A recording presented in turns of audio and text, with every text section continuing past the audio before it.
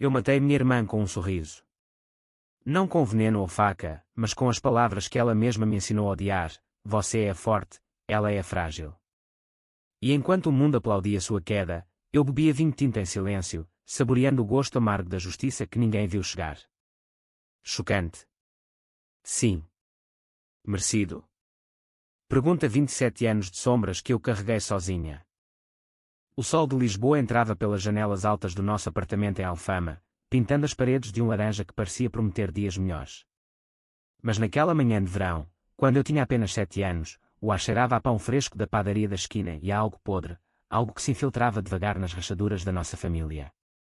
Minha mãe, com os cabelos negros presos em um coque apertado, inclinava-se sobre o berço da minha irmãzinha recém-nascida, Inês, murmurando canções de embalar que eu nunca tinha ouvido para mim.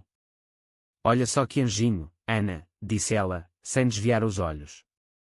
Eu estava ali, parada na porta, com as mãos sujas de terra do jardim onde brincava sozinha, esperando que alguém notasse o buquê de flores silvestres que eu havia colhido para ela. Mas o buquê caiu no chão, esquecido, enquanto minha mãe erguia Inês como se fosse uma relíquia sagrada. Meu pai, um homem de mãos calejadas pelo trabalho no Porto de Belém, riu baixinho ao entrar na cozinha. A princesinha acordou cedo hoje. Ana, vai buscar o leite para a mana, anda. Não era uma pergunta, era uma ordem disfarçada de carinho. Eu obedeci, como sempre, correndo descalça pelo piso frio de azulejos, o coração apertado como se alguém tivesse enfiado uma espinha nele. Naquele momento, eu não sabia o que era inveja, só sentia um vazio que crescia, como as ondas do Tejo batendo contra os cais, erudindo a pedra aos poucos. Inês choramingou, e o mundo inteiro parou para ela. Eu era a grande, a que devia ceder espaço, sorrir e fingir que não doía. Os anos seguintes foram um borrão de silêncios e comparações. Lembro-me vividamente de uma tarde chuvosa no Chiado, quando tínhamos 9 e 2 anos. Eu havia ganhado um concurso de redação na escola primária, uma história simples sobre o castelo de São Jorge, inspirada nas visitas que fazíamos aos fins de semana. O professor me elogiou na frente de toda a turma. Ana tem uma imaginação afiada como as espadas dos antigos reis. Voltei para casa radiante, o certificado amassado no bolso do avental, ansiosa para mostrar. Mas Inês, com seus cachos loiros e olhos azuis que pareciam copiados de um quadro de Rafael, havia derrubado um vaso de flores no quarto. Não intencionalmente, claro, ela era só uma criança, mas o choro dela ecoou pelo prédio inteiro. Minha mãe correu para consolá-la, ignorando meu troféu. Coitadinha da minha florzinha, machucou a mãozinha. Ana, limpa isso aqui, vai. E não faz barulho, que a mana está sensível. Meu pai, bebendo seu copo de vinho do Douro à mesa, nem ergueu os olhos do jornal. Deixa, Ana. Irmãs são para proteger umas às outras. Proteção. Eu era a muralha que Inês escalava para brilhar mais alto. Naquela noite, enterrei o certificado debaixo do colchão, junto com as flores murchas que ninguém quis. Chorei até o amanhecer, o som abafado pelo travesseiro, enquanto ouvia os risos suaves vindos do quarto ao lado. Eles a chamavam de a luz da casa. Eu era o eco, o ruído de fundo que se dissolvia no ar. À medida que crescíamos, a dinâmica se solidificava como o calcário das fachadas barrocas de Lisboa. Inês era a estrela, bailarina na Academia de Dança do Bairro Alto, com tutus que minha mãe costurava à mão nas noites insones, aluna exemplar no liceu, onde os professores a mimavam com notas extras por seu charme natural. Eu estudava contabilidade na universidade pública, porque alguém tem de ser prático na família. Meus sonhos de escrever, aqueles contos que rabiscava em cadernos escondidos, eram ridicularizados como bobagens de quem não sabe o que quer. Inês é a artista, Ana é a rocha, repetia meu pai, como um mantra que justificava tudo. Uma memória que ainda queima como brasa é o Natal de quando eu tinha 18 anos. Havíamos viajado para a casa da avó em Sintra, entre os bosques úmidos e as neblinas que envolvem os palácios como véus de segredos. A mesa estava posta com rabanadas douradas, bacalhau à moda antiga e o vinho espumante que meu pai guardava para ocasiões especiais. Inês, com 16 anos recém-completados, abriu seu presente primeiro, um colar de ouro com pingente de safira, comprado com o bônus do meu pai no Porto. Para a minha rainha, disse ele, beijando sua testa. Eu abri o meu em seguida, um livro de contas usado, para ajudar nos estudos. Minha mãe sorriu, Como se aquilo fosse o suficiente. Você é tão responsável, Ana. Inês precisa de brilho, você, de solidez. Naquele instante, algo se quebrou dentro de mim. Não era raiva explosiva, mas uma fratura fina, como uma veia de quartzo rachando a rocha. Levantei-me da mesa, murmurando uma desculpa sobre o frio, e saí para o jardim encharcado. A chuva caía fina, misturando-se às lágrimas que eu não permitia que vissem. Ali, sob o plátano centenário, jurei para mim mesma, um dia, eles veriam. Não com gritos ou escândalos, isso seria indigno de mim. Mas com uma precisão cirúrgica, eu os faria sentir o peso do que plantaram. A vingança não seria um incêndio, seria uma erosão lenta, como o mar devorando as falésias da costa algarvia. Voltei para dentro, enxugando o rosto, e sorri. Obrigada, pai. É perfeito. Eles não notaram o tom, ou fingiram não notar. Inês piscou para mim, inocente como sempre. Você merece, mana. Eu te empresto o colar um dia. Eu ri, mas por dentro, o plano já germinava. Comecei devagar, ajudando Inês com as lições, conselhos que pareciam generosos mas plantavam sementes de dúvida. Você dança tão bem, mas e se tropeçasse no palco? Todo mundo cai uma hora. Ela ria, achando graça. Eu sorria de volta, guardando cada risada para o futuro. Os anos na universidade foram um teste de paciência. Enquanto Inês flutuava pela vida social de Lisboa, festas no Lux, verões em Cascais com amigos de famílias abastadas, eu me enterrava em números e planilhas, trabalhando meio período em uma firma de contabilidade no Rossio. Meu chefe, um homem grisalho chamado Sr. Oliveira, elogiava minha precisão. Você tem a mente de um cirurgião, Ana. Não desperdice. Eu não desperdiçava. Cada euro economizado ia para uma conta secreta, um fundo para o dia em que eu seria livre. Mas a liberdade não vem sem custo, e o meu era engolir o veneno diário da família. Uma noite, após uma discussão boba sobre quem lavaria a louça, minha mãe explodiu, porque você sempre reclama, Ana. Inês nunca faz isso. Ela é grata pelo que tem. Grata. A palavra ecoou como um tapa. Inês, sentada no sofá com seu laptop novo, presente de aniversário, é claro, ergueu os olhos castanhos. Desculpa, mana. Eu ajudo amanhã. Amanhã. Sempre amanhã para ela, hoje para mim. Meu pai interveio, como o pacificador que era. Calma, mulheres. Somos uma família. Família. Uma teia de aranha onde eu era a mosca, debatendo-me em vão. Naquela semana, comecei a escrever um diário. Não os contos infantis de outrora, mas um registro frio de fatos, datas, palavras ditas, olhares desviados. Era o alicerce do meu plano. Li sobre psicologia nas bibliotecas da Fundação Calouste Gulbenkian, livros sobre manipulação sutil, sobre como as emoções podem ser armas afiadas. A vingança perfeita é aquela que o inimigo aplaude, dizia um autor francês que traduzia às escondidas. Eu aplaudiria, sim. E eles dançariam na minha música. O primeiro passo veio inesperado, durante um jantar de família no Cais do Sodré.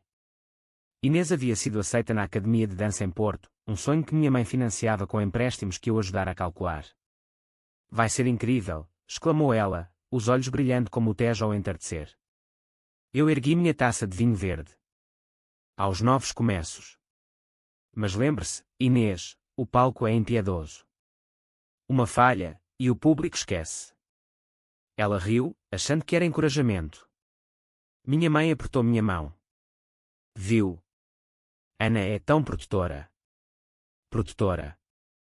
Sim, como uma víbora guardando o ninho. Enquanto Inês se preparava para partir, eu me infiltrei mais fundo. Liguei para velhos conhecidos da escola dela, sussurrando preocupações inocentes. Inês parece tão frágil ultimamente, não acha? Com essa pressão toda. Rumores são como fumaça, invisíveis até engolfarem tudo. Em Porto, ela começou a ouvir ecos, colegas questionando sua resistência, professores sugerindo pausas. Ela me ligava chorando, mana, está tudo tão difícil. Eu consolava, é normal, mana. Todo mundo tem fraquezas. Fraquezas. As dela eram as minhas ferramentas.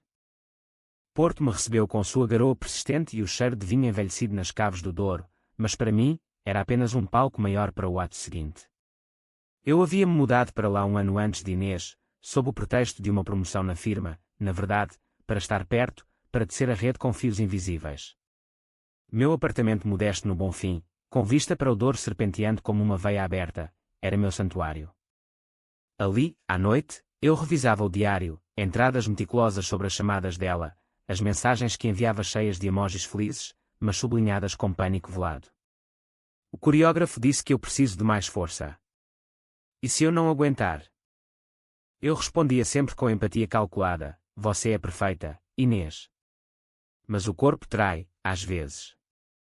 Lembra da vovó, com aquelas dores nas costas que ninguém via? Plantava sementes de dúvida sobre a saúde dela, e quando histórias familiares que eu distorcia sutilmente. Minha mãe, em Lisboa, ligava semanalmente: cuida da mana, Ana. Ela é sensível. Sensível. A palavra que me definira como dura, insensível. Agora, era a armadura dela que eu corroía. O primeiro golpe real veio durante a apresentação de gala da Academia, no Teatro Rivoli. Inês era a solista em O Lago dos Cisnes, seu papel dos sonhos. Eu reservei lugares na primeira fila, levando minha mãe e pai em uma viagem surpresa, um gesto generoso que os deixou emocionados. Você é a melhor irmã do mundo, disse Inês nos bastidores, suando sob a maquiagem pesada, o tutu branco como neve imaculada. Eu abracei-a, sentindo os ossos delicados sob a pele. Quebra uma perna, mana.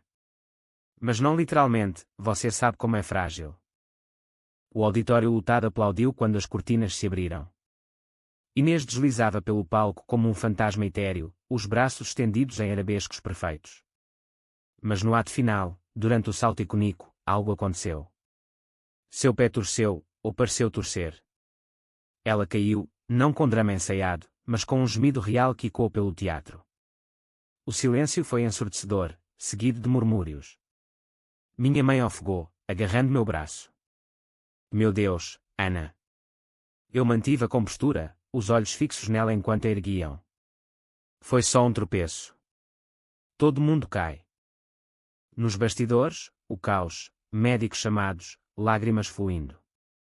Inês soluçava no meu colo: eu estraguei tudo. Porque comigo.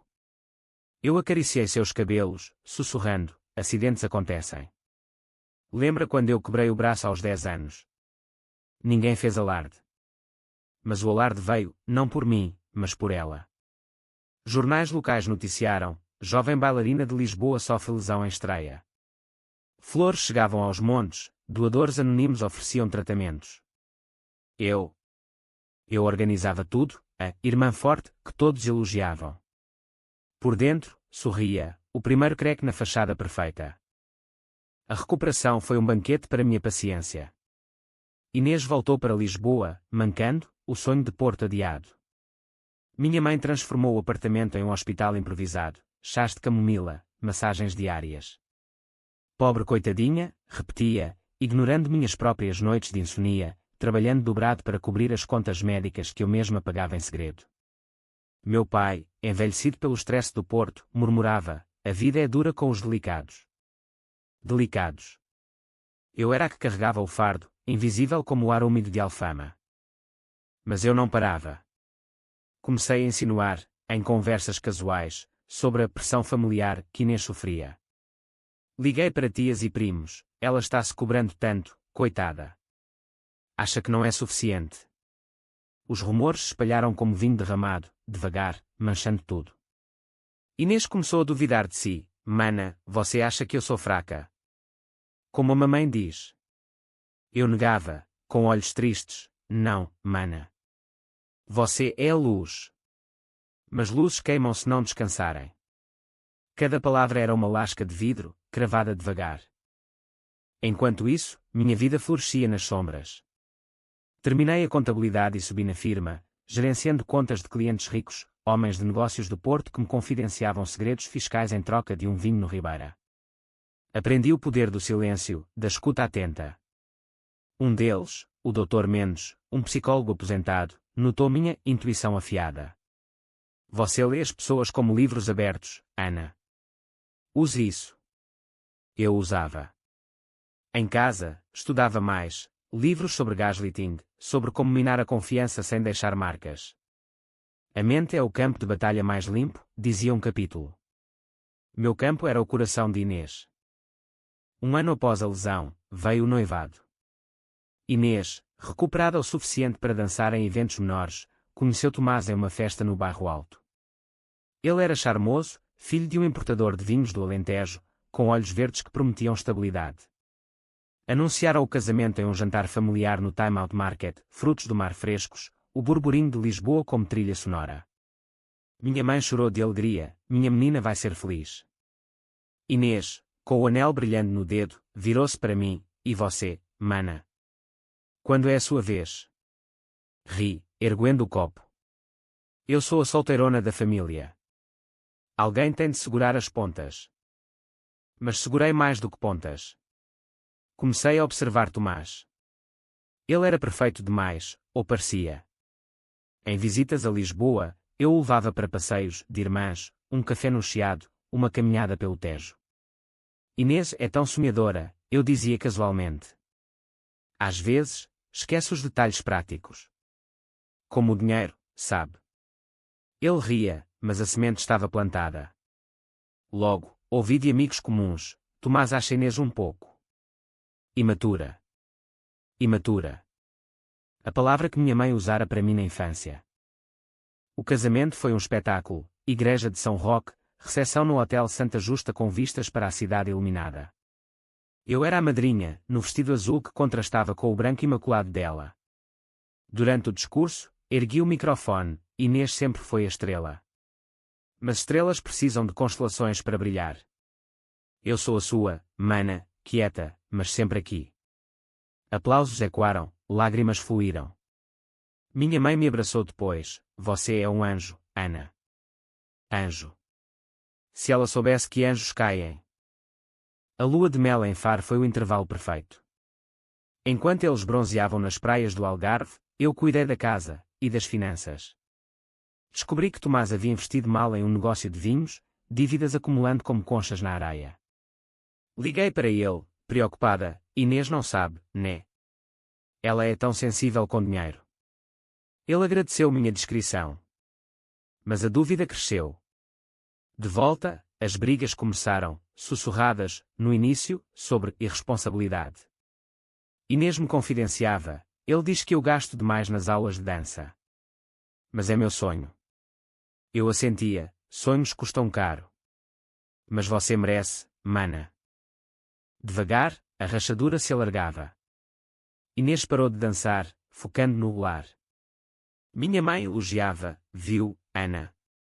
Ela amadureceu. Amadureceu para o quê? Para ser a casca vazia que eu moldava. Eu continuava trabalhando, subindo degraus na firma, acumulando contatos. Um advogado em particular, a doutora Silva, tornou-se aliada. Você tem um dom para ver as fraquezas, Ana. Use para o bem. O bem. Minha definição era diferente. Os primeiros anos de casamento de Inês foram como o vinho do Douro, doce no paladar, mas com um azedo que se revela no fundo da taça. Eles se mudaram para um apartamento charmoso em Campo de Ourique, Lisboa, com varandas que davam para os bondes rangendo nas colinas. Eu visitava todo fim de semana, levando queijos de serpa e histórias da firma, a irmã dedicada, que todos invejavam. Mas por baixo, eu monitorava, extratos bancários que Tomás me mostrava em confidências etílicas, discussões que Inês desabafava em chamadas noturnas. Ele quer que eu pare com as aulas. Diz que é caro demais. Eu respondia com sabedoria fingida, homens como ele valorizam estabilidade. Mas e você, mana? O que você quer? O que ela queria era a aprovação, a mesma que roubara de mim por anos. Eu a alimentava com migalhas, elogiava suas tentativas de cozinhar pratos alentejanos, incentivava hobbies que a distraíam do abismo crescente. Enquanto isso, minha carreira decolava. Aos 28, eu gerenciava a divisão de auditorias na firma, viajando para reuniões em Coimbra e Évora, negociando com bancos que tremiam ante minha precisão. O Sr. Oliveira, agora parceiro, me confidenciou, você é implacável, Ana. Como uma fiscal do inferno. Implacável. A palavra que minha mãe usara para me criticar. Agora, era elogio. Mas o inferno particular fervia em casa. Minha mãe adoeceu, uma artrite reumatoide que a deixou acamada, gemendo nas noites lisboetas. Inês, grávida de 4 meses do primeiro filho, mal conseguia visitar.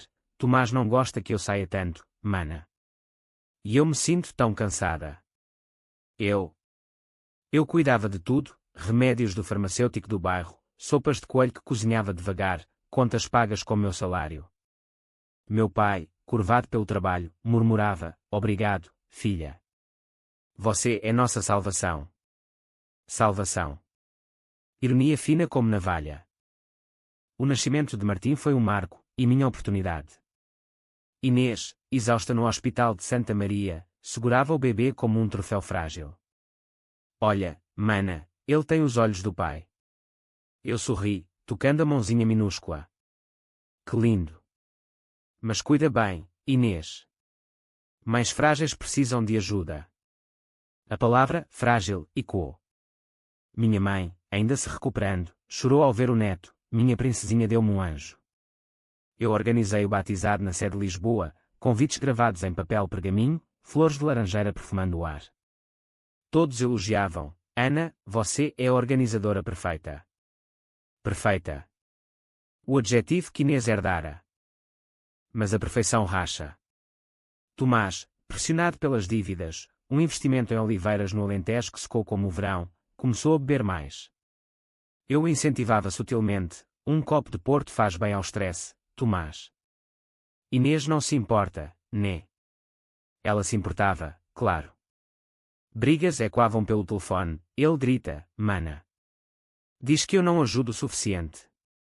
Eu consolava: casamentos têm tempestades. Lembra dos nossos pais? Sobreviveram. Sobreviveram às minhas custas. Então, veio a gravidez seguinte, ou a tentativa. Inês queria uma menina, para equilibrar. Mas os meses passavam sem sinal. Consultas no Fertility Center em Alcântara, injeções que a deixavam pálida como os azulejos das paredes. Eu a levava, dirigindo pelas ruas congestionadas, ouvindo seus medos: e se eu não puder? Tomás fica tão frustrado. Eu plantava: frustração leva a erros. Mas você é forte, mana. Mais do que pensa. Forte. Ela nunca fora ensinada a sê-lo. Meu pai sofreu um derrame no Porto, um guindaste mal amarrado, o peso esmagando seu ombro.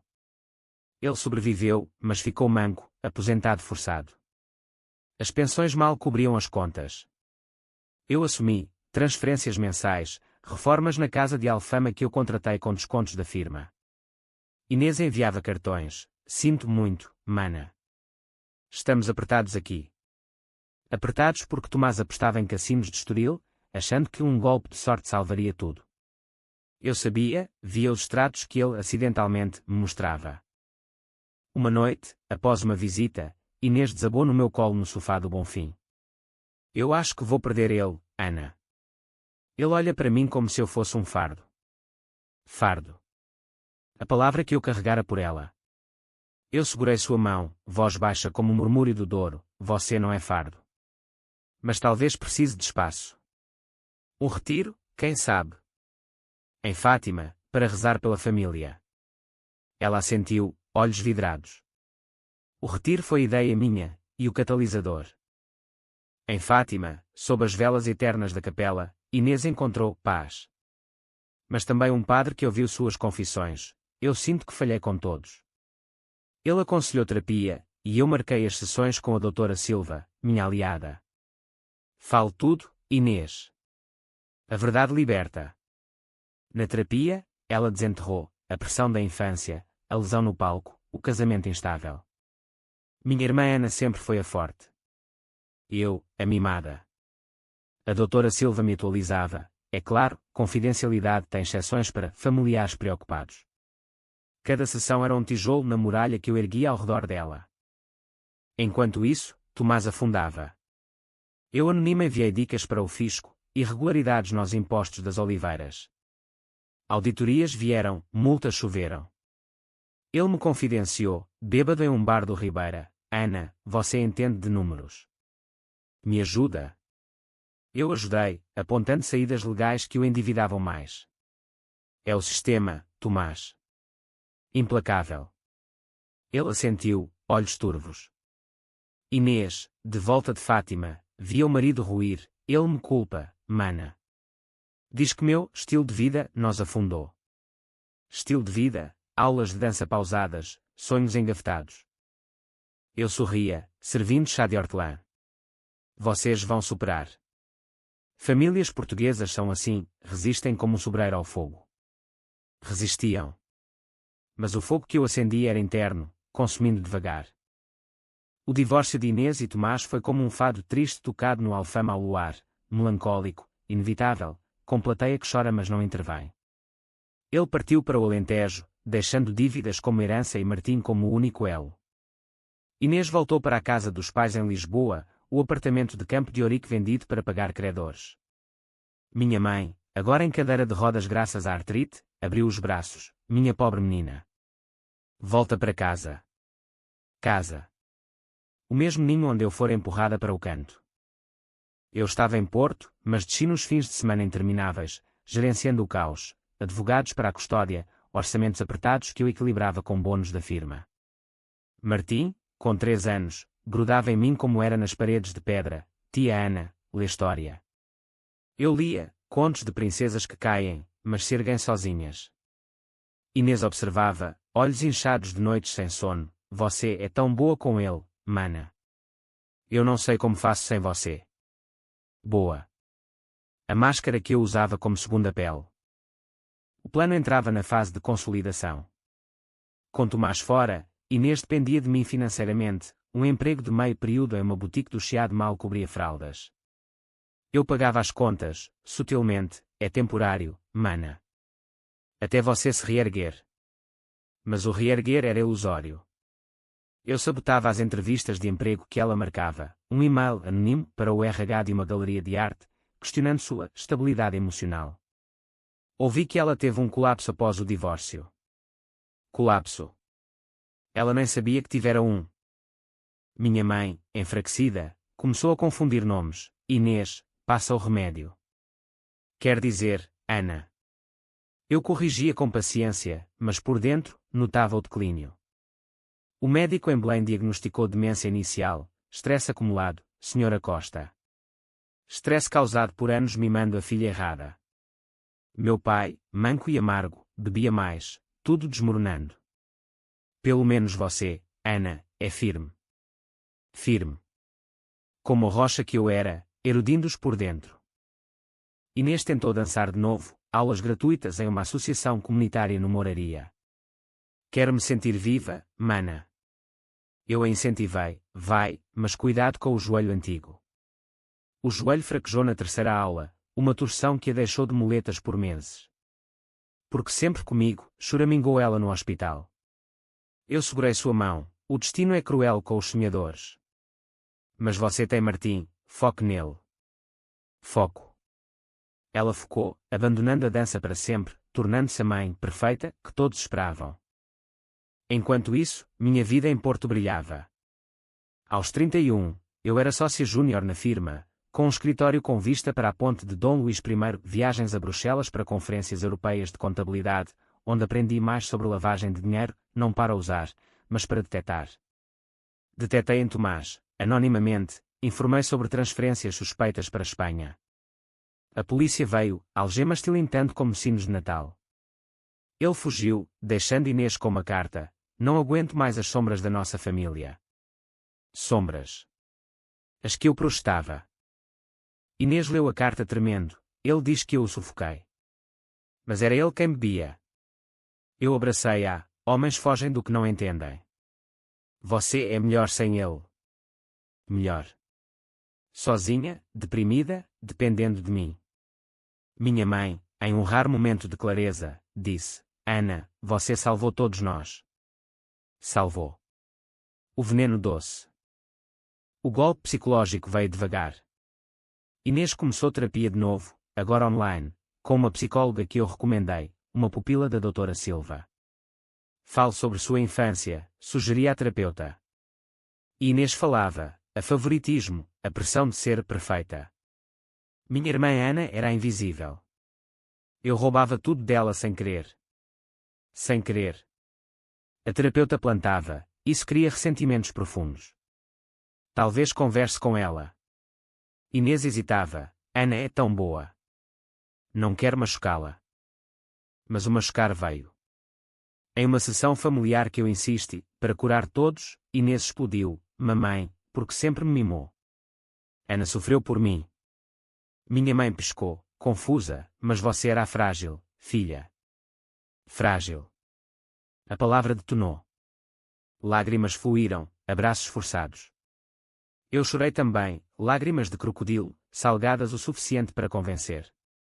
Eu perdoei há anos, mana. Somos família. Família.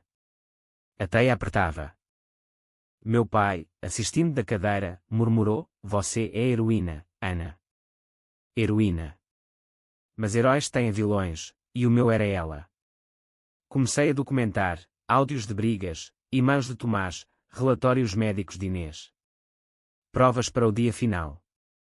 Enquanto isso, Martim crescia apegado a mim, tia, quando eu for grande, vou ser como você, forte. Forte. O ciclo quebrado, redirecionado. Uma viagem a Sintra selou a fase. Aluguei a casa da avó por um fim de semana, para reconectar. Sob as brumas dos palácios, Inês confessou, eu sinto que sou um erro, mana. Todo mundo me carrega. Eu respondi, não é erro. É lição. Mas lições doem. Doem. E a dor dela era meu combustível. Aos 34 anos, eu havia-me tornado o pilar invisível da família, ou assim eles pensavam. Meu apartamento no Bonfim agora era um loft reformado, com livros de psicologia alinhados como soldados e uma adega de vinhos do Douro que eu degustava sozinha, traçando planos no ar como fumaça de charuto. Inês, aos 32, era uma sombra de si, mãe solteira, trabalhando como recepcionista em uma clínica dentária no Lumiar, os cabelos antes loiros agora opacos, os olhos azuis turvos de noite sem claro com Martim. Ele tem febre de novo, mana. E eu não sei o que fazer. Eu ia a Lisboa, levava termómetros e xaropes, organizava pediatras no hospital de Estefânia. Você é minha âncora, dizia ela, abraçando-me frouxamente. Âncora. Eu era o peso que a afundava. Minha mãe, avançando na demência, confundia Martim com Inês bebê, minha princesinha, não chore. Meu pai, dependente de pensão mínima, vivia de memórias do Porto. Ana, você me lembra eu jovem, teimosa. Teimosa. A qualidade que ele elogiara em Inês. Eu sorria, servindo mais vinho. O catalisador veio com a notícia da gravidez de Inês, não planejada, de um affaire fugaz com um colega da clínica. Eu não sei como contar à mamãe, confidenciou ela por telefone, voz trêmula como folhas de oliveira ao vento. Eu pausei, fingindo choque, um bebê. Agora? Com tudo isso. Pausa calculada. Mas será lindo, mana. Como Martim. Ela chorou de alívio. Mas o alívio durou pouco. Na ecografia, problemas, placenta baixa, risco de parto prematuro. Eu sou amaldiçoada, soluçou ela no consultório. Eu segurei sua mão, não. É azar. Mas azar acumula. Eu acumulei mais.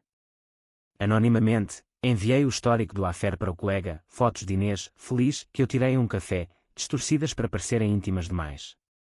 Ele terminou tudo, não posso lidar com drama, Inês. Drama. A especialidade dela, agora virada contra si. Sozinha de novo, ela se afundou, parou de comer, perdeu peso como se o Tejo a levasse correnteza abaixo. Minha mãe notou, Inês parece um fantasma. Ana, faz algo. Algo. Eu fiz, levei-a para uma nutricionista que recomendei, uma que enfatizava controle emocional nas dietas. Seus sentimentos sabotam seu corpo, dizia a mulher. Sentimentos. Os de Inês eram minha argamassa. Enquanto isso, Martim, aos 6 anos, começou a escola no Bonfim quando Inês o mandou para mim, temporariamente. Você é melhor nisso, mana. Melhor. Ele florescia, notas perfeitas, amigos no pátio sombreado. Mas eu plantava histórias à noite sobre tias fortes que protegem de mães distraídas. Distraídas. Ele repetia para ela nas visitas: mamãe, você esquece as coisas. Ela chorava: estou tentando, filhote. Meu pai morreu em uma manhã de outono, um segundo derrame, silencioso como a neblina de Sintra. O funeral na igreja de São Domingos foi lotado, colegas do Porto, vizinhos de Alfama. Inês discursou, voz embargada: papai me chamava de Luz. Luz. Eu falei depois, ele me ensinou responsabilidade. Sem alarde. A multidão assentiu. Minha mãe, em cadeira de rodas, agarrou minha mão: você é que fica, Ana. Fica. Como o sobreiro queimado mas vivo.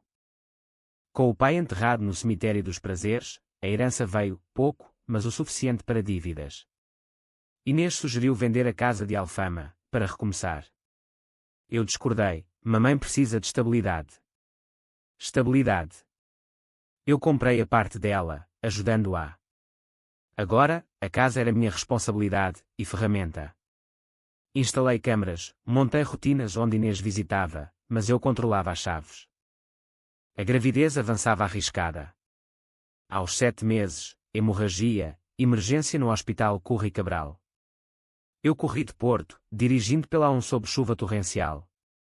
Inês, pálida na maca, sussurrou: salva o bebê, mana.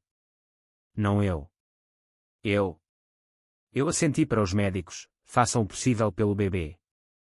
O possível foi um parto cesárea de emergência. A menina, Clara, nasceu frágil, incubator no neonatal. Inês, enfraquecida por perda de sangue, acordou chorando: eu falhei de novo. Falhou. A narrativa que eu tecera. Meses de idas e vindas, eu cuidando de Martim em Porto, Inês em Lisboa com Clara, minha mãe vagando em devaneios. Onde está minha Inês bebê? Eu respondia: aqui, mamãe. Mas cansada. Cansada. Inês ligava exausta: eu não dou conta, Ana. Vem me ajudar. Eu ia, mas com limites: tenho trabalho, mana. Você consegue. Consigo. A pressão montava. Então, o clímax psicológico, anônimo, enviei para Inês um dossiê, provas compiladas de anos, e-mails de Tomás culpando-a, rumores da Academia de Dança sobre falta de disciplina, laudos médicos destacando fragilidade congénita. Sem assinatura, mas com uma nota: a verdade que sua família escondeu. Ela me confrontou: olhos selvagens, isso é mentira, mana. Quem faria isso? Eu fingi horror, monstro. Mas talvez. Olhe para si. Você sempre foi a mimada. Mimada. A acusação ecoou. Ela quebrou: terapia intensiva, remédios que a deixavam sonolenta. Eu sou tóxica, confessou para mim. Tóxica. O espelho que eu segurava. O fim se aproximou como o crepúsculo sobre o Tejo, devagar, inevitável, tingindo tudo de um roxo melancólico. Inês, aos 34, era um espectro, cabelos grisalhos precoces, olhos vazios como os vitrais quebrados da Sé. Clara, aos 2 anos, e Martim, aos 8, viviam comigo em Porto, temporariamente, dizia ela, mas as malas nunca voltavam. Minha mãe, em asilo que eu paguei em Cascais, mal reconhecia: quem é você, querida? Eu sorria: a filha que sobrou, mamãe. Eu havia ascendido, sócia plena na firma, palestras em conferências sobre ética financeira, ironia que me divertia em silêncio. Contatos no governo, jantares com juízes do Tribunal de Contas. Poder, o antídoto perfeito para anos de invisibilidade. Mas o poder era vazio sem o clímax. O dossiê fora o prelúdio, agora, a sinfonia. Convidei Inês para um retiro familiar em Sintra, a casa da avó, agora minha, com lareira crepitante e vinhos envelhecidos.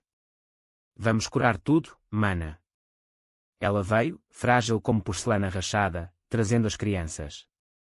Martim correu para o jardim, Clara dormiu no meu colo. À noite, à mesa de carvalho, serviu o vinho, pelo perdão. Ela ergueu o copo, mãos trêmulas: eu perdoei você por odiar-me em silêncio, Ana. Silêncio. A acusação final.